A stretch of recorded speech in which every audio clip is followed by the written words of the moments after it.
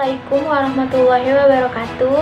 Sebelumnya, kami ingin mengucapkan terima kasih kepada Ibu Dr. Randa Hajah Tin Rustini, MPD, dan Ibu Yona Wahyuningsih, SPD, MPD, yang telah memberikan kesempatan kepada kami untuk mempresentasikan materi kali ini. Perkenalkan, kami dari kelompok 3 dengan saya sendiri, Jenisa Tasya Kamila, dan rekan-rekan saya, Dias Putri Amelia, Patricia Bunga Juwita Galan, Ratih Setiawati, Renata Nur Anissa, dan Zakiyah Ulfiah. Kami akan mempresentasikan materi mengenai menganalisis dan mendeskripsikan keterampilan dasar ilmu-ilmu sosial. Materi pertama akan dibacakan oleh saya sendiri. Ilmu sosial atau social science dapat diartikan sebagai ilmu pengetahuan mengenai manusia dengan konteks sosialnya atau sebagai anggota masyarakat. Norman mengatakan bahwa social science are all the academic disciplines which deal with men in their social context. Jadi, ilmu pengetahuan yang mempelajari dan mengkaji aspek kehidupan manusia dalam masyarakat termasuk bagian dari ilmu-ilmu sosial. Manusia adalah suatu dinamika, di mana dinamika ini tidak pernah berhenti melainkan tetap aktif. Dinamika manusia inilah yang menandakan manusia dengan samanya dan dengan dunia lingkungannya. Dinamika manusia merupakan hakikat jiwa manusia sebagai makhluk yang berakal dan bersosial. Hakikat ini yang membedakan manusia dengan makhluk-makhluk lainnya yang ada di bumi ini. Kelangsungan hidup manusia sebagai makhluk sosial tidak dapat dilepaskan dari kemampuan manusia itu sendiri dalam mengatur kebijaksanaan dalam berkelompok. Manusia sebagai makhluk sosial juga memiliki kemampuan emosi, memiliki potensi-potensi kejiwaan lainnya yang dapat berkembang dalam kehidupan bermasyarakat. Interrelasi dan interaksi sosial manusia sesamanya diatur oleh aturan-aturan, nilai-nilai, dan pranata tertentu. Keteraturan inilah yang mampu menjaga dan melestarikan manusia.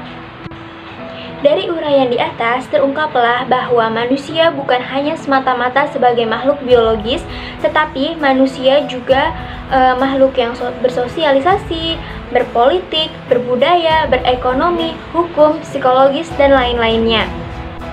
Dengan aspek-aspek inilah yang menghasilkan ilmu pengetahuan seperti sosiologi, ilmu antropologi, ilmu ekonomi, ilmu hukum, psikologi sosial, geografi, dan sebagainya.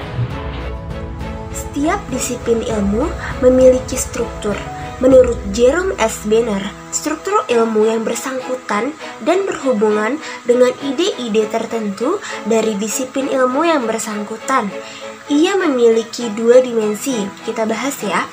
Dimensi yang pertama ini adalah dimensi konseptual. Apa sih dimensi konseptual itu?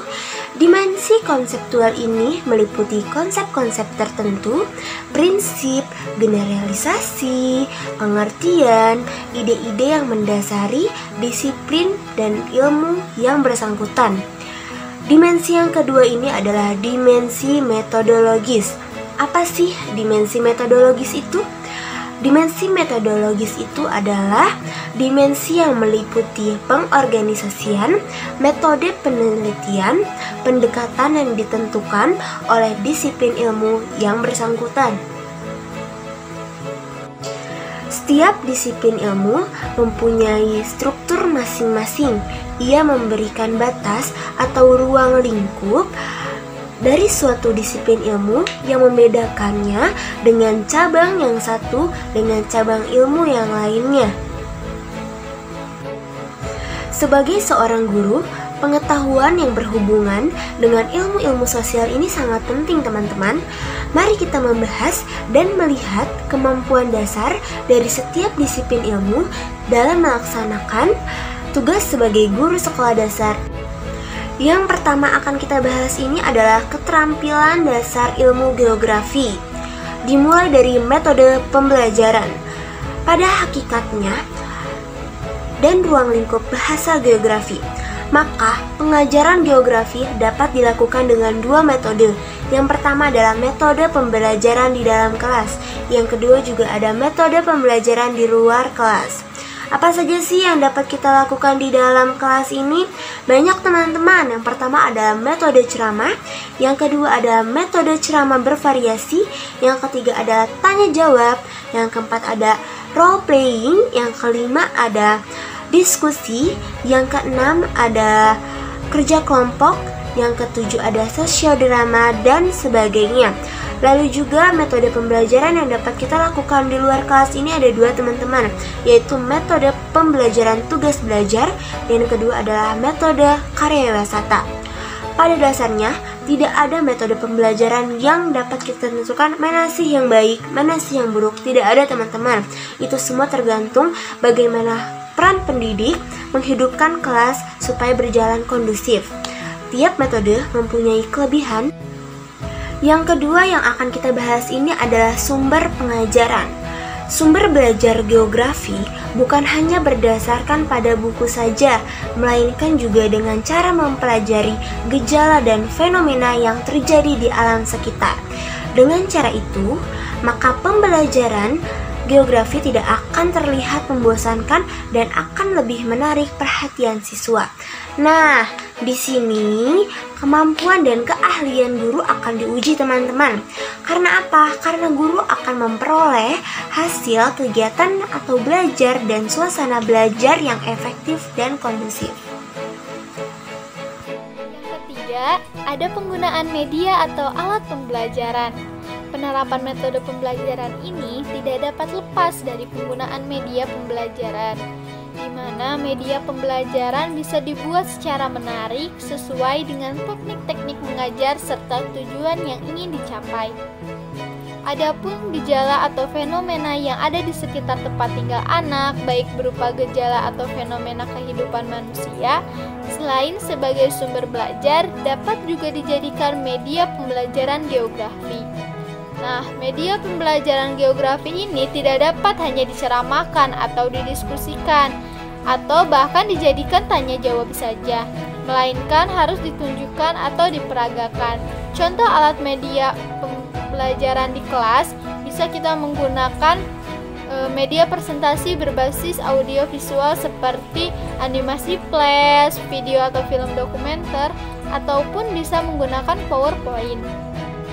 Keempat, menciptakan suasana belajar yang kondusif, di mana suasana belajar yang kondusif mampu atau bisa memberikan motivasi dan semangat belajar bagi siswa dan siswi, sehingga keaktifan siswa dan siswi dalam proses belajar mengajar menjadi lebih baik.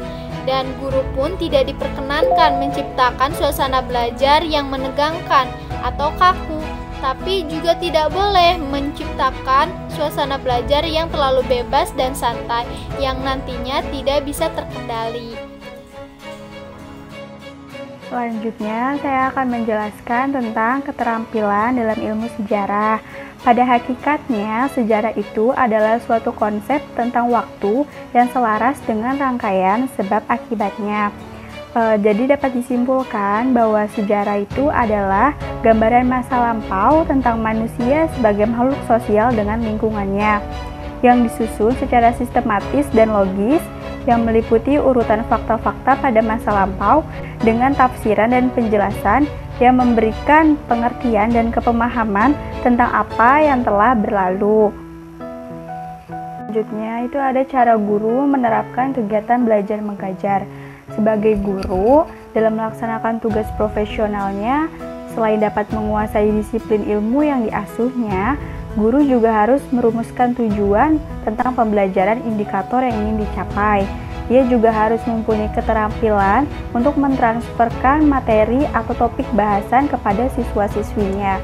Untuk memilih metode pembelajaran, mana yang paling aktif perlu dipertimbangkan berbagai segi antara lain. Yang pertama, itu ada bahan topik yang akan diajarkan. Yang kedua, tujuan atau indikator yang akan dicapai. Terus yang ketiga, itu ada kondisi siswa. Yang keempat, ada sarana dan prasarana.